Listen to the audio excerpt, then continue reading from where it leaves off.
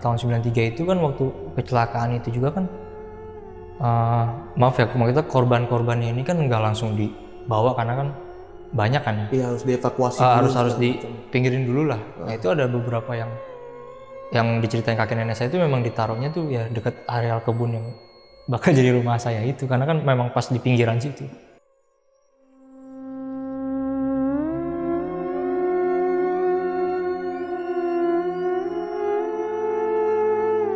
Nah itu kan yang nginep 2 orang, jadi bertiga sama saya di kamar atas. Salah satu teman saya ini ada yang ngomong, cuma saya lupa. Di antara saya sebut namanya Reza sama Adit. Nah Reza ini ngomong, bukannya rumah lu angker ya gitu. Mana ini kita biasa aja.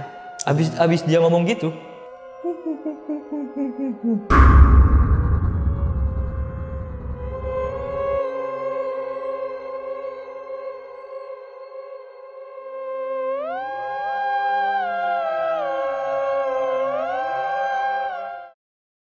Assalamualaikum warahmatullahi wabarakatuh. Salam sejahtera untuk kita semua. Kembali lagi di Lonceng Misteri, masih bersama gue Gilang Ahaditya. Dan hari ini nih, gue kedatangan seseorang yang bakal nyeritain pengalaman horornya ketika dia bersama keluarga tinggal di sebuah rumah di daerah Ratu Jaya, Depok. Ini kalau denger daerah Ratu Jaya pasti identik dengan tragedi kecelakaan kereta ya.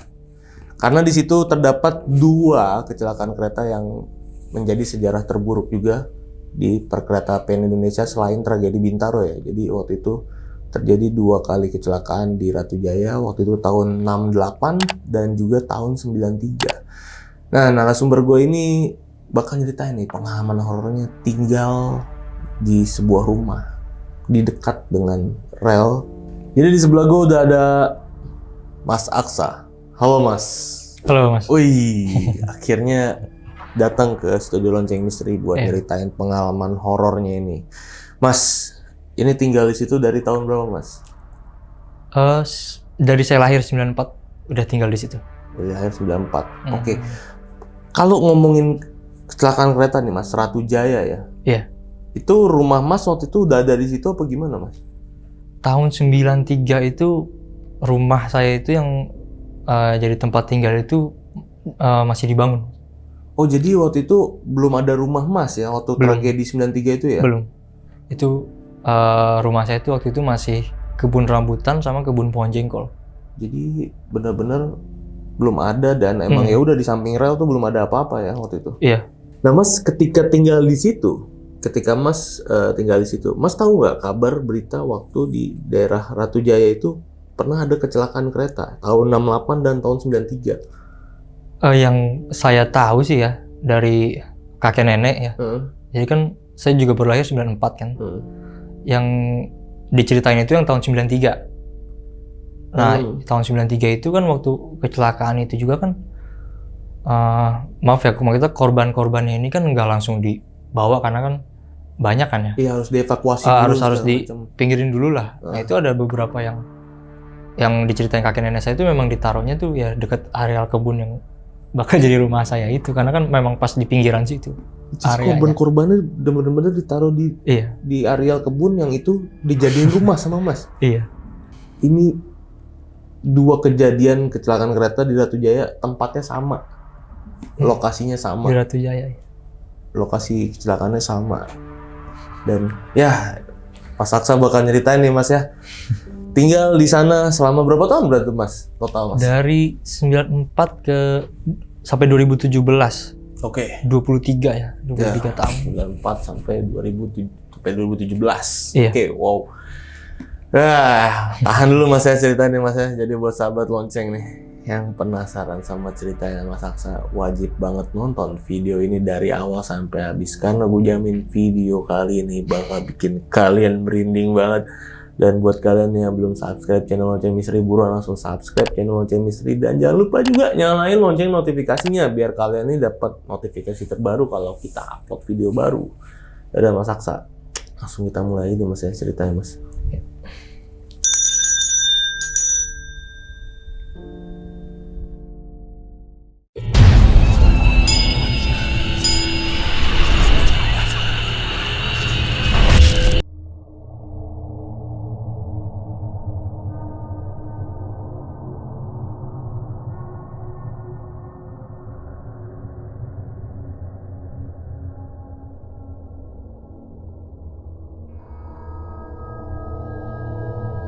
Jadi rumah ini, rumah keluarga saya ini dibangun tahun 93.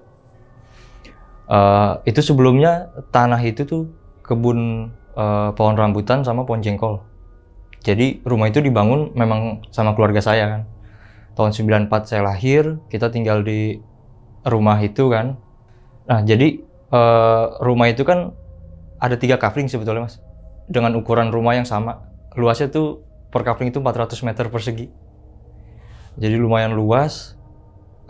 Di situ tinggal keluarga saya sama keluarga besar. Jadi kakek, nenek, om sama tante ikut di situ semua. Oke. Karena rumah itu kan ada 5 kamar ya. Jadi 3 kamar ada di lantai 1, 2 kamar lagi di lantai 2 kan. Ya, jadi rumahnya ini bukan rumah yang memang beli jadi ya. Bangun dari awal. Iya, kita bangun dari awal. Lahan kebun, iya, diratain langsung dibangun iya, dari betul. awal.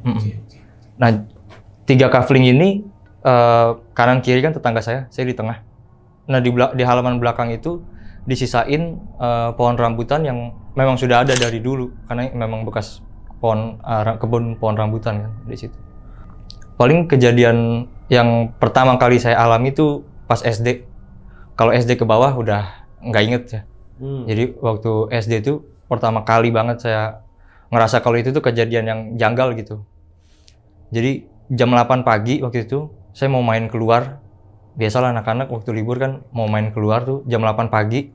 Nah di depan teras tuh ada pilar 2. Nah itu kan kalau jam 8 pagi itu kan matahari kan dari timur. Yeah. Nah itu bayangan pilarnya kan kelihatan ya. Nah waktu saya mau keluar itu saya lihat tuh ada bayangan sosok anak kecil. Yang jelas kalau dilihat dari bayangannya tuh lebih pendek dari saya. Jadi saya asumsinya tuh kecil lah. Kayak mungkin kalau sekarang segini lah tingginya. Itu joget-joget bayangannya. Joget? Iya, joget-joget begini. Kayak ngajak main. Nah itu saya kaget kan. Saya lihat ke atas apa langit-langit tuh ada yang keropos gitu. Jadi ada yang kena angin kan. Gue bilang nggak ada. Itu benar-benar begini. Dan kalau dari bayangan itu sih kelihatannya botak.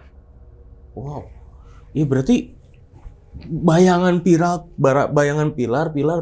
tapi di tengahnya ada bayangan anak kecil. Di sampingnya, di samping pilar, iya. Ya, jadi kayak matahari dari sini, bayangan pilarnya di sini, nah dia di samping itu. Kalau dari bayangannya itu dia madepnya ke saya gini. Iya, itu pagi-pagi loh. Jam 8 pagi, saya masih inget banget. Terus karena saya ngeliat ke atas, ke bawah gitu kan, terus saya panggil kan nenek saya kan, Nek sini deh gitu. Dateng, udah nggak ada. Terus saya ceritain langsung di situ juga. Tadi kayak ada bayangan anak kecil di sini gitu, tapi nggak ada apa-apa. Ya biasa kan kalau anak kecil yang cerita kan orang tua kan pasti udahlah paling apalah gitu kan. Ya udah akhirnya saya main. Dulu kan di Depok itu kan banyak sawah. Jadi pulang main saya kotor tuh kan. Jadi saya lewat samping, lewat lorong, langsung ke dekat halaman belakang. Di situ ada sumur, ada keran. Nah lagi cuci tangan, cuci kaki, tiba-tiba ada yang nempak nih mas, sikut, tak gitu, kenceng banget. Cuman saya masih nggak sadar, saya kira ada colokan jatuh atau apalah kayu jatuh gitu kan. Saya kaget, saya lihat kanan kiri nggak ada apa-apa. Itu kejadian yang saya ingat pertama kali sih di rumah itu. Pas SD. Iya pas SD. Nah terus lanjut kejadian kedua itu. Kan rame ya rumah saya, ada kakek nenek gitu. Biasanya itu kita kalau jam 9 malam itu nonton di ruang TV, di samping lorong itu kan. Ada salah satu om saya yang malam itu kita lagi nonton, dia di dapur lagi masak mie. Kita kan di depan. Tiba-tiba tuh kita yang di depan nih kaget karena dia dari dapur itu lari ke ruang tengah. Itu peralatan masak tuh inilah pada jatuh, jadi berisik kan. Kita yang nonton TV kan kaget. Kenapa tuh si om itu gitu kan. Dia langsung masuk kamar, nggak cerita apa-apa. Kamarnya ditutup langsung. Jadi alat-alat yang dapur yang berantakan itu diberesinnya sama kakek nenek saya. Malam itu dia nggak cerita apa-apa. Nah besok paginya kan ya karena saya sekolah jadi belum dengar cerita. Kayaknya 3 hari setelahnya deh baru dengar dari om saya langsung itu. Jadi waktu dia masak di dapur itu kan ada jendela yang madepnya langsung ke pohon rambutan yang gede itu kan. Waktu dia masak dia lihat tuh di ranting itu kan ada ayam. Kalau tidur kan suka diranting. Itu peliharaan nenek kakek saya. Dia lihat ada ayam, terus paling kiri itu kayak ada gumpalan putih gitu mas. Tapi kok lama-lama kok kata dia makin lama kok makin berubah bentuknya. Terus bener-bener udah jadinya itu bentuknya tuh kayak udah diem gitu. Itu tuh sosok cewek jongkok di ranting kayak gini. Madepnya tuh ngebelakangin om saya. Jadi madepnya ke tembok belakang. Dan om saya ngeliat dia gini. Tapi kayak nyangkut di ranting kecil. Kayak nyangkut aja gitu, kayak layangan lah. Makanya dia langsung kabur karena waktu dilihat ya nggak ada rambutnya. Setelah itu banyaklah kejadian-kejadian di rumah itu yang minor. Kayak ada satu lampu lorong itu yang ya kalau diganti pun 2 hari 3 hari mati. Selalu kayak gitu. Lampu lorong. Iya, lorong samping itu. Itu selalu mati 2-3 hari, kalau kita ganti baru pasti mati walaupun kabelnya udah dicek gitu. Terus keran juga sering nyala sendiri. Keran di mana nih? Di lorong yang tadi saya cuci kaki itu dekat sumur sama di depan, di halaman depan. Itu paling sering nyala sendiri. Tapi itu minor lah. Jadi kalau kejadian yang minor-minor kayak gitu tuh udah sering gak kayak gitu mas. Karena kan saya tinggal di situ dari 94 sampai 2017 kan. Nah, kalau kejadian kayak gitu kan sering ya. Paling pernah ada waktu saya SD itu juga adik saya yang cewek lahir nih. Jadi adik saya lahir. Nah, ini nih adik saya ini diganggu terus yang cewek. Jadi dari kecil tuh dia nangis terus. Nggak boleh lepas dari ibu saya sebentar pun. Jadi harus dijagain terus. Sampai ibu bapak saya tuh sering berantem gara-gara ngurusin adik saya ini, sering nangis gitu kan. Capek juga kan, malam-malam sering nangis juga kan dia. Akhirnya kita panggil orang pintar yang ada di daerah situ juga. Sebutlah si Engkong nih ya. Jadi si Engkong bilang, adik saya ini bayinya wangi gitu. Saya juga nggak paham wanginya wangi apa gitu. Oh, dia bilang gitu ya? Iya, dibilang gitu. Wangi. Jadi kalau kata si Engkong ini disukai sama makhluk-makhluk gitulah. Iya. Iya, jadi sering kejadian nangis terus tuh. Saya nggak tahu sih, cuma ibu saya tuh cuma bilang memang adik nih digangguin, jadi harus jagain terus gitu kan. Ya udah, itu satu keluarga tuh kita udah tahu gitu kalau memang digangguin kan. Nah, pernah kejadian waktu adik saya tuh udah mulai besar gitu, udah bisa berjalan, dibeliin sepeda roda 3 yang kalau kita pencet tuh ada bunyinya kan. Sepeda anak kecil zaman dulu kan roda 3 kan. Jadi sepeda itu datang sore, malam itu ditaruh di kamar depan. Nah, kita sekeluarga kayak biasa, malam tuh nonton TV di depan kan, bareng-bareng kan. Sepeda di kamar depan, lampunya dimatiin tapi pintunya terbuka. Nah, itu malam itu juga langsung sepeda itu tuh bunyi-bunyi sendiri. Si lagunya itu. Sama ada lampu-lampunya kan. Itu nyala sendiri. Nyala sendiri dan sering berkali-kali. Sampai akhirnya om saya bilang, coba kita cabut aja baterainya gitu kan. Akhirnya sewaktu-waktu dicabut baterainya, ditaruh di situ juga, kita kayak biasa posisinya. Itu gitu kita nonton TV ya mas. Kaget semua sekeluarga, jatuh, bubrak. Si sepedanya? Iya, roda 3. Dan maksudnya angin sekencang apa gitu yang bisa ngejatuhin sepeda roda 3 kan? Iya, kalau roda 2 masih kalau roda 2 mungkin standarnya kurang ini kan. Ini sih roda 3 tiba-tiba bubrak kenceng. Wah, kaget semua. Tuh, waduh gitu, sampai om saya bilang marah tuh karena dipencet nggak bunyi lagi. Iya. Itu sih kaget banget sih di situ sih. Dan nenek saya tuh yakinnya itu paling itulah gitu. Jadi sekeluarga saya tuh memang udah tahu kalau ada sosok anak kecil itu ternyata yang saya lihat di pagi-pagi itu. Karena memang sering suaranya tuh sering ada kayak cekikikan anak kecil main gitu. Nah, itu sepeda itu sih. Nah, kejadian paling parah yang waktu adik saya masih diganggu itu ya mas. Jadi malam itu saya tidur bertiga sama ibu saya. Ayah saya ini kerja di luar kota jadi jarang pulang kan. Tidur bertiga, lampu kan dimatiin, kita tidur. Nah, sekitar jam 1:30 malam tuh ibu saya ngebangunin. Mas, jagain adik sebentar gitu. Soalnya ibu mau buang air. Kamar mandinya kan di luar, kamar mandi tengah. Saya ada di kamar depan sama adik saya kan. Berdua tuh. Saya udah deg-degan tuh, karena saya yakin pasti ibu saya keluar, adik saya pasti nangis, walaupun posisinya lagi tidur. Bener aja ibu saya masuk ke toilet, adik saya kejar nangis. Nah itu waktu kejar nangis itu kan saya udah deg-degan ya. Aduh, ini kena gimana ngedieminnya kan. Saya elus-elus, saya tepok-tepok juga. Nggak mau berhenti tuh, kejar. Dan dia ngeliat ke satu arah. Ke atas lemari. Nah itu saya udah deg-degan kan. Apa namanya? Ini gimana? Terus ngeliatnya ke atas lemari karena saya penasaran kan. Saya lihatlah ke atas lemari tuh, Mas. Awalnya tuh kayak nggak jelas gitu. Cuma lama-lama tuh jelas. Itu ada sosok cewek, rambutnya aur-auran. Terus matanya tuh melotot. Cuma ke adik saya doang. Aduh. Posisinya kayak orang sholat mau sujud gitu, tapi mukanya ke itu. Jadi kan dia posisinya lebih tinggi kan. Saya di kasur bawah kan. Jadi ngeliat ke bawah kayak gini. Kayak jadi waktu saya kaget tuh kan ngeliat dia kan. Dia nggak peduliin saya gitu. Yang dilihat cuma adik saya doang yang lagi nangis, dia bener-bener gitu. Terus adik saya geser, ya dia matanya gitu. Bener-bener ngikutin. Saya padahal udah lihat gitu, tapi saya karena takut kan, jadi saya ngeliat ke bawah. Yang penting saya nginin adik saya kan. Saya peluk gitu. Cuma ya si yang di atas lemari itu ngeliatin gini, kayak orang kayak macan lagi mau dikasih makan lah. Ya kayak gitu. Jadi adik saya juga ngeliatinnya kesana terus, nangis itu. Akhirnya saya takut kan, saya teriak kan ke ibu saya kan. Saya buka pintu, saya lari. Ya udah tuh ibu saya nyamperin, cuma kayaknya ibu saya tuh udah tahu gitu apa yang saya lihat kan. Akhirnya ya udah. Ya yang penting mama kan udah gitu. Ya udah, akhirnya kita tidur malam itu lampunya dinyalain. Semalaman. Itu pertama kali saya ngelihat yang langsung jelas gitu. Jadi matanya melototnya nggak normal lah, Mas. Sama mukanya tuh keriput-keriput. Padahal masih udah ngeh loh ya. Iya, udah ngeh. Sama sosok itu, tapi dia nggak bilang loh. Dan dia fokusnya tuh ke adik saya doang.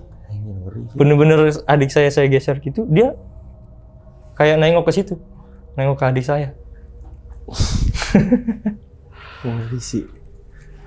Nah, lanjut. Kalau nggak salah saya SMP. Keluarga besar saya nih, kakek, nenek, om, tante, pindah rumah. Jadi yang tadinya rumah itu rame, tinggal saya, adik saya, sama ada satu om saya yang masih tinggal di situ. Aduh, sepi dong. Iya, sepi banget. Dan om saya itu waktu dulu tuh kerjanya kan shift-shiftan. Jadi jarang di rumah juga kan. Kadang-kadang dia malah masuk malam gitu. Jadi seringnya tuh memang bertiga doang jadinya. Adik sama ibu. Iya, adik sama ibu saya tidur di kamar depan. Saya pindah di tengah karena udah gede kan. Nah, waktu saya SMP itu yang sering nonton TV malam kan saya ya. Ibu saya tuh selalu tidur duluan sama adik saya di depan. Jadi malam itu tuh sering saya tuh sendirian doang gitu nonton TV di ruang TV itu. Rumah segede gitu sendiri, Mas? Iya. Nah, kejadian pertama setelah keluarga saya pindah itu, jadi saya waktu itu nonton TV. TV itu kan posisinya di samping lorong. Nah, jadi dari ruang TV ke lorong itu ada jendela yang tembus ke lorong, jadi kelihatan. Nah, lorong itu gelap karena kan lampunya selalu mati. Nah, saya nonton TV sekitar jam 10-an lah. Saya udah ngantuk tuh. Saya matiin TV, saya jalan ke kamar tengah. Saya tutup pintu, nggak lama tutup pintu, ada suara ngeledek deket TV itu, Mas, deket ruang TV. Suara gitu. Iya, suara anak kecil kayak gitu kan. Saya mau nutup pintu, itu suara apa ya? Tapi saya masih berpikiran itu TV belum mati. Oh, oke. Saya keluar mau ngambil remote, udah mati TV-nya. Jadi saya nggak tahu itu suara apa. Nah, waktu remote saya taruh lagi mau masuk kamar, di lorong samping tuh ada suara kayak langkah anak kecil, tapi nggak pakai sendal, kayak gimana ya? Suara langkah tapi nggak pakai sendal, tek gitu. Suara ketawanya. Iya, ada suara, tapi bukan suara cewek, suara anak kecil, gitu. Kayak langkah ngejauh. Itu kejadian pertama tuh. Dan ya mungkin si sosok anak kecil itu ya. Kejadian selanjutnya itu setelah keluarga besar saya pindah itu, pernah waktu itu mati lampu. Depok tuh dulu kalau hujan pasti mati lampu. Jadi ibu saya kayak biasa sama adik saya itu pasti di kamar depan. Saya di kamar saya mau kencing kan dari ruang TV itu. Karena mati lampu, saya pikir ya udahlah ya, nggak usah ditutup pintunya gitu kan, karena kan nggak ada orang, mati lampu. Jadi saya kencing ngebelakangin pintu kamar mandi yang saya buka. Dari ruang TV, tiba-tiba ada yang lewat tuh, bulu kuduk saya sini langsung but gitu, langsung merinding kan. Saya bilang itu siapa ya? Tapi saya ikutin mas. Dia arahnya dari ruang TV lewat lorong tengah mau ke belakang. Saya ikutin gitu. Itu jaraknya benar-benar cuma 1 meter sama si sosok perempuan itu. Benar-benar deket. Saya deket banget sama dia. Jadi sampai si itu kan kayak putih gitu, cuma apa ya, kayak kain tapi kayak agak-agak transparan wujudnya. Rambutnya tuh saya ingat sepinggang. Rambutnya sepinggang, lurus, jalan ke arah kulkas. Saya panggil. Itu tuh saya kayak hipnotis gitu. Kok saya ikutin ya saat itu gitu. Oke. Saya ikutin terus saya panggil, mah gitu. Karena saya enggaknya di rumah itu kan cewek cuma ada ibu saya yang udah dewasa kan. Saya panggil, mah. Terus ibu saya kan di depan, di kamar depan. Dia panggil, ya kenapa mas? Di situ saya baru sadar. Tiba-tiba dia hilang gitu aja. Ya.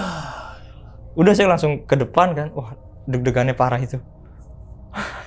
Jadi Mas Aksa kayak nggak sadar aja nih ngikutin tuh makhluk ya? Iya, kayak kepanggil gitu, kayak hipnotis gitu. Dan sadarnya pun karena apa, ibu saya nyaut. Iya, jawab. Iya, kenapa mas gitu. Di situ saya langsung langsung nggak lari sih, jalan cepet ke depan gitu kan. Tapi malam itu juga waktu saya ke depan, saya langsung bilang ke ibu saya kan, tadi ada cewek mah di belakang gitu, jalan ke belakang gitu. Cuma ibu saya ya selalu udahlah biarin aja gitu. Itu mah cuma lewat doang, udah tidur di kamar aja gitu. Cuman ya karena saya malu, saya tidurnya tetap mau sendiri, cuma nunggu lampu nyala.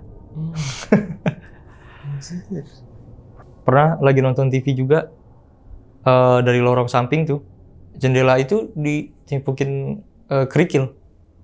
Jadi kerikil itu nabrak kaca, baru kan suaranya kan kedengeran kan tek gitu, karena lorong kan suaranya bebayang kan. Kadang masih mikirnya tuh, oh itu mungkin tembok yang memang gak dihalusin, jadi batunya itu kan suka pada jatuh kan.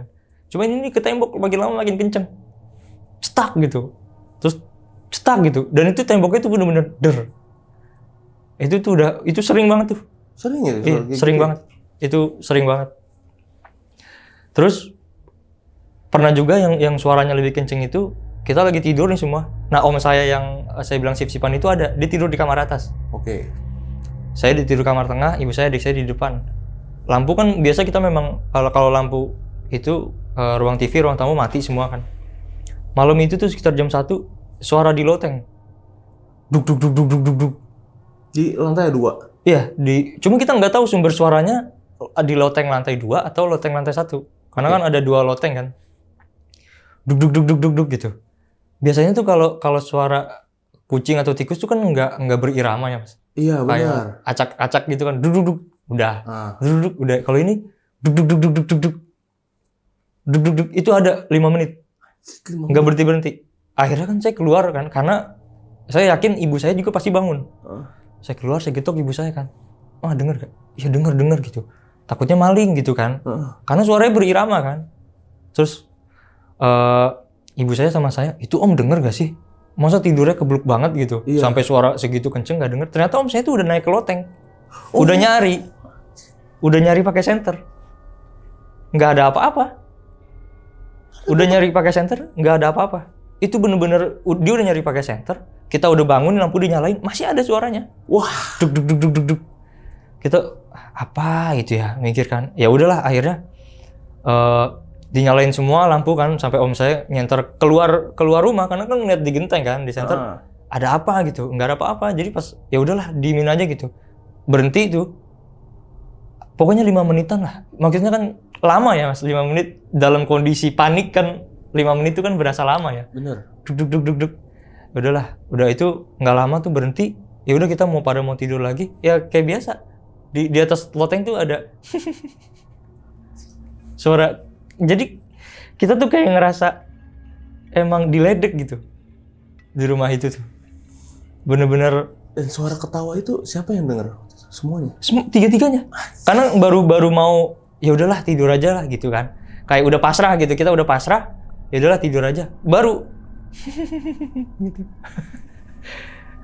Itu kalau inget masa itu tuh bulu kuduk saya tuh langsung ini mas, maksudnya rasanya tuh pengen ya udahlah saya tidur bareng ibu saya aja tuh. Tapi kan malu kan. Ya udah tetap tidur masing-masing. Tapi sampai pagi yang nggak ada apa-apa lagi.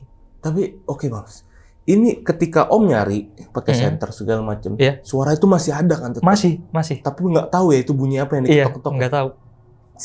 Yang jelas itu kayu deg kayak di itulah. Kayu genteng ya kan? Di genteng kan ada plafon kayu. Rangkanya gitu kan? Ada rangkanya. Itu yang diketok. Iya, yang diketok. Cuma lokasinya ya nggak tahu karena kan gede kan, luas gitu kan. Ternyata dia tuh udah nyenter dari sebelum saya keluar tuh dia udah penasaran Om saya. Karena Om saya ini nggak takut. Ini bukan Om saya yang kejadian di dapur ya Mas, beda lagi. Om yang beda lagi. Iya beda lagi. Yang di dapur kan kabur tuh. Iya kabur. Kalau yang ini yang sendiri ini makanya dia tidurnya di atas berani. Gila. Dia berani. Habis kejadian kayak gitu kan makin sering kan. Ibu saya nih dia capek karena ngeberesin rumah biasanya dibantu nenek saya kan, sama tante saya kan. Dia capek beres-beres rumah sendirian kan. Ya udahlah. Akhirnya mau manggil ART yang nginep. Oke. Sebetulnya ini si Ibu B ya. Dia asalnya dari Brebes.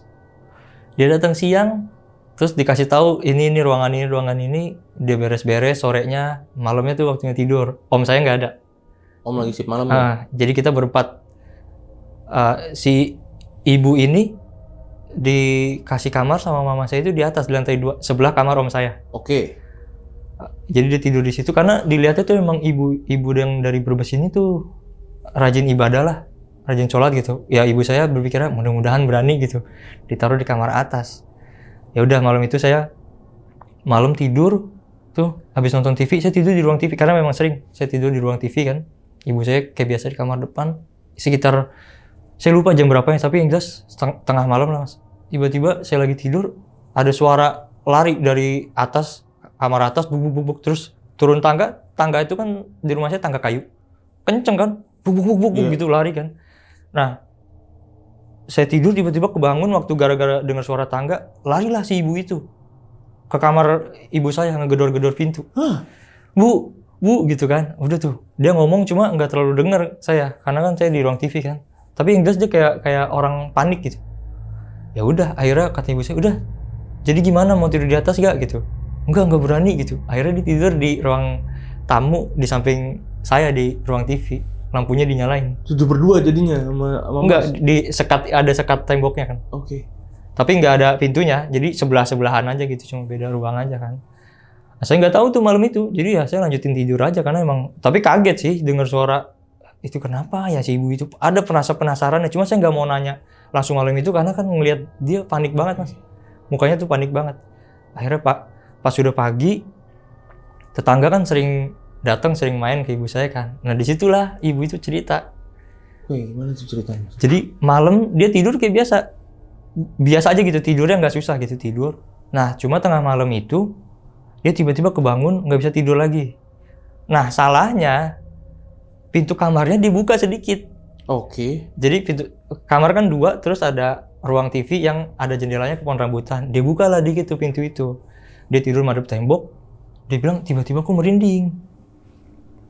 Kayak ada yang liatin, dia bilang dari luar dari ruang TV itu kan, karena pintunya dibuka kan. Waktu dia nengok balik badan ke arah pintu itu benar-benar dari tembok pintu itu dikasih lihat sosok perempuan, benar-benar gini perempuan ya dari balik pintu.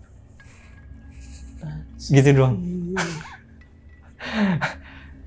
Cuma jadi posisi si perempuannya itu nggak berdiri di depan pintu, kayak ketutupan tembok, tapi begini. Dah gitu doang. Nah si ibu itu nahan posisi tiduran itu karena dia takut, dia madep tembok kan sambil baca-baca 10 menit kira-kira dia bilang. Jadi dia sempat nunggu lama nahan gitu kan, karena kan dia mau kabur harus lewat pintu situ yang ada sosok itu kan. Cuma karena dia nggak tahan, udah dia lari ke bawah. Jadi dia sempat ada di posisi yang nggak bisa apa-apa tuh ya.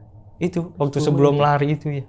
Dia bilang sekitar ya pokoknya 5 menit 10 menit lah Bu, saya tahan, dia bilang gitu. Pakai bahasa Jawa. Iya, karena nggak bisa lari si sosok karena itu di situ. Dia bilang badan dia tuh udah lemes, dia bilang. Tapi ya karena saking takutnya ya akhirnya dia lari ke bawah. Dan karena dia ceritanya ada tetangga juga kan posisinya. Ya, berita itu udah nyebar di sekitaran warga situ, udah kesebar. Dan hari itu juga dia keluar ART itu. Oke, resign langsung? Iya, langsung resign. Udah ditawarin di kamar bawah pun nggak mau.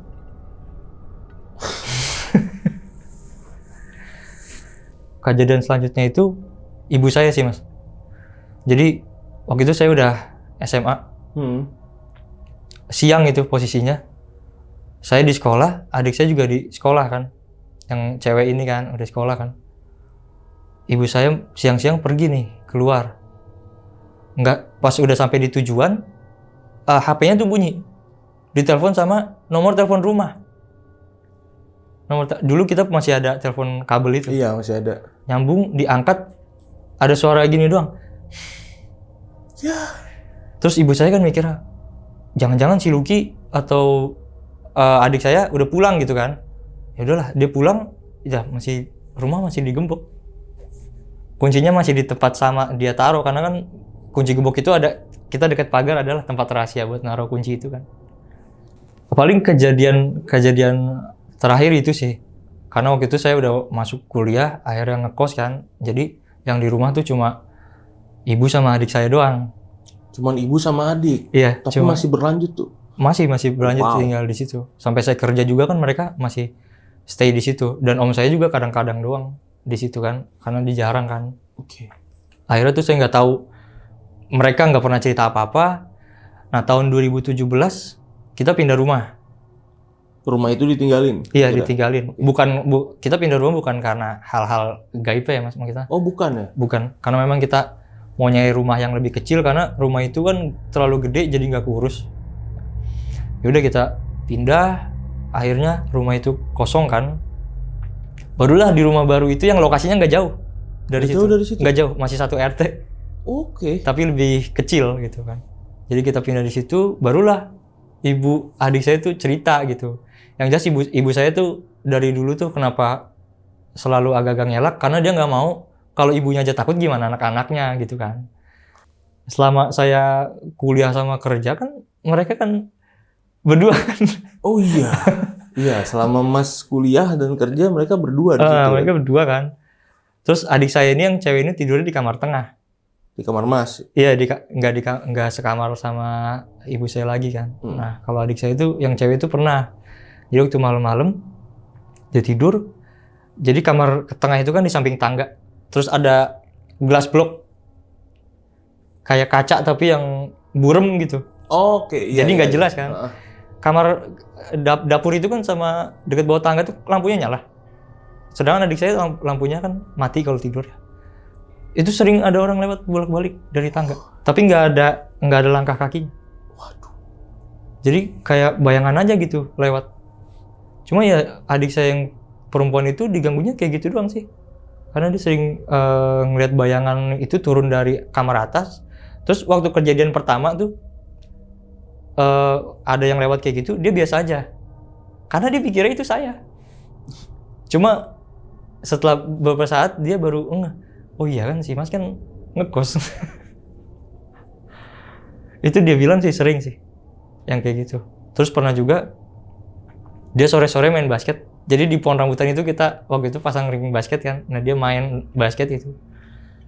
Dari bawah itu kan bisa ngeliat jendela kamar atas ya. Ruang TV atas yang di lantai 2 kan. Itu ada sosok tinggi gede hitam. Dia ngeliat itu? Iya dia lihat. Itu waktu mau maghrib. Cuma karena dia penasaran kan, akhirnya dia naik ke atas. Tapi ya nggak ada orang, karena memang saya sama om saya lagi nggak ada. Berani banget dia berarti. Iya. Adik saya yang perempuan di keluarga saya termasuk yang paling berani. Waduh. Padahal kan dia waktu kecilnya yang diganggu dia. Iya dia berani banget. Iya. Ngeliat hitam di atas malah disamperin sama dia. Itu posisinya maghrib. Cuma disamperin ya nggak ada apa-apa. Nah kalau ibu saya nih agak parah juga. Jadi dia ibu nggak pernah dapet ini ya dari tadi ya? Iya. Ini baru cerita nih pas sudah di rumah baru, karena ibu bilang ya kan kita udah di sini, jadi mau cerita kayak gimana pun ya udah gak tidur di situ. Apa gitu kan. Apa alasan dia baru cerita? Itu karena tadi supaya anak-anaknya tuh nggak takut. Jadi kalau ibunya takut kan gimana anak-anaknya gitu. Makanya dia selalu kalau ada apa-apa ya udahlah gitu, ya udahlah kayak gitu-gitu aja terus. Nah pas di rumah baru dia cerita nih. Jadi sore-sore dia tidur. Lagi tidur, adik saya datang. Tidur di samping dia. Rambutnya panjang. Dia elus-elus tuh kan. Dia peluk.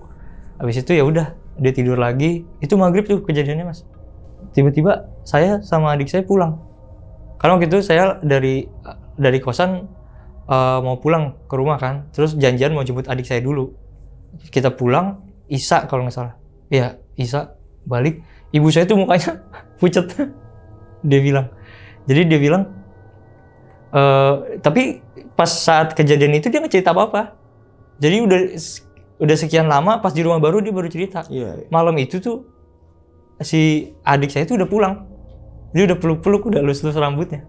Tapi ternyata kamu sama adik baru pulang yang Isa itu. Makanya kita baru oh iya ya waktu itu pernah kejadian yang ibu tuh kayaknya pucat banget gitu mukanya malam itu. Terus kalau ibu saya ceritanya pas nyuci piring juga sering tuh ditimpukin batu. Jadi di belakang itu kan ada teras belakang. Yang samping kamar mandi itu kan ada memang tempat nyuci baju, nyuci piring kan. Kalau malam dia nyuci piring itu tuh sering ditimpukin kerikil. Kerikil. Kalau batang oke lah. Mungkin dari pohon rambutan jatuh. Ini kerikil. Kerikil kayak kerikil ini ya. Ya kayak di kereta-kereta kayak kerikil ya. Kerikil. Jatuh ke depan tempat cuciannya kan, tek-tek gitu. Rel ya. Iya. Ya kayak gitu. Itu kan cerita dari ibu saya tuh, kejadian kayak gitu kan, dia baru open lah. Nah yang bikin saya shock ini, saya punya teman mas, rumahnya dekat situ juga. Keluarga dia tinggalnya lebih lama dari saya. Oke. Dia mungkin dari 80-an dia udah di situ ya. Kalau saya kan baru 93. Jadi rumah mas itu belum jadi. Dia udah ada di situ. Okay. Dia rumahnya agak di dalam, di belakang. Jadi agak jauh dari rel. Oke. Jauh dari rel. Sebutlah teman saya ini si P nih ya. Waktu saya udah pindah, saya kan udah kerja juga jarang ke Depok karena nggak kos kan. Nah waktu saya pulang tuh janjian tuh ketemu. Nah dia bilang, lu nggak? Kenapa gue itu kan teman dari kecil dari SD ya. Dia bilang dari SD gue kan nggak pernah nginep di rumah lu gitu. Padahal kan sering kan anak-anak tuh sering main gitu, nginep gitu kan. Nah dia ini nggak pernah. Saya juga baru nggak di situ. Jadi jam berapapun pulangnya kita bakar-bakar gitu kan tahun baruan, nggak pernah dia mau nginep di rumah mas. Iya, nggak pernah dia mau nginep. Selalu dia maunya pulang, nggak pernah mau nginep kan. Terus dia bilang gini, dulu tuh ibu sama bapak gue tuh bilang, itu kan dulu kan rumah lu tuh kan kebun rambutan sama pohon jengkol. Nah dulu di pohon rambutan salah satu dari 3 yang tersisa itu tuh pernah ditemuin mayat cewek. Anjir. Geletak gitu aja dia bilang. Mayat ceweknya. Cuma waktu saya tanya, itu mayat cewek gantung diri kah atau dibuka? Dia nggak tahu. Yang jelas pernah ditemuin di antara 3 pohon rambutan itu cewek. Mayat. Saya langsung, lu kenapa nggak cerita gitu kan? Udah sekian lama. Jadi dia nggak cerita karena takut keluarga saya tuh marah, kayak nakut-nakutin gitu keluarga saya kan. Itu sih. Kira emang pernah ada ya? Tahun berapa nggak tahu juga tahun? Tahunnya saya nggak tahu juga. Oh, tahu juga ya. Yang pasti sebelum kejadian kereta itu ya? Apa sesudah? Harusnya sih sebelum. Harusnya sebelum. Ya. Karena kan kalau 93 kan kita udah mulai bangun kan 3 kafling rumah itu kan. Ya after kejadian kereta itu udah mulai dibangun langsung kan. Iya betul. Jadi waktu dia cerita kayak gitu ya saya agak kenapa nggak cerita sih gitu kan. Ya dia bilang nggak, sama ibu bapaknya juga jangan cerita gitu ke keluarga saya gitu karena takutnya nanti nakut-nakutin gitu kan. Gitu. Tapi dari om ada nggak sih mas cerita dari om yang tidur di atas waktu itu? Kalau om yang saya yang di atas tuh paling sering diketawain doang sih mas.